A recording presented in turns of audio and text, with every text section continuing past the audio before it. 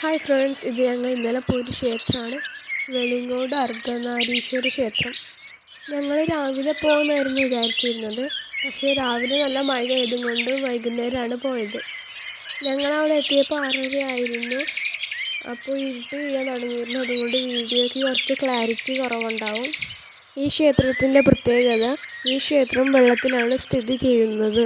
ശ്രീകോവിലും നമസ്കാര മണ്ഡപവും നടപ്പാതയുമെല്ലാം വെള്ളം നിറഞ്ഞതാണ്. ഏതു വേനലിലും ഇവിടുത്തെ വെള്ളം വറ്റാറില്ല എന്നതൊരു അത്ഭുതമാണ്. ശിവരാത്രി നാളിൽ അവിടുത്തെ വെള്ളമെല്ലാം വറ്റിച്ചാണ് വിഗ്രഹത്തിന് അഭിഷേകം ചെയ്യുന്നത്.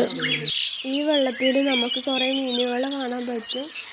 നല്ല ഇണക്കമുള്ള മീനുകളാണ്. മറ്റൊരു അത്ഭുതം, കുത്തിക്കല്ല് തീർത്ത 32 അടി നീളം വരുന്ന കൊടിമരമാണ് ഇവിടെ ഉള്ളത്. പെരിന്തൽമണ്ണ പാലക്കാട് റോട്ടിൽ കരിങ്കല്ലിത്താണിയിൽ നിന്ന് വെട്ടത്തൂർ റോഡിൽ നിന്ന് ഏകദേശം 6 കിലോമീറ്റർ യാത്ര ചെയ്താൽ ഈ ക്ഷേത്രത്തിൽ എത്തിച്ചേരാം. തീർച്ചയായിട്ടും നമ്മൾ കണ്ടിരിക്കേണ്ട ഒരു ക്ഷേത്രമാണ്.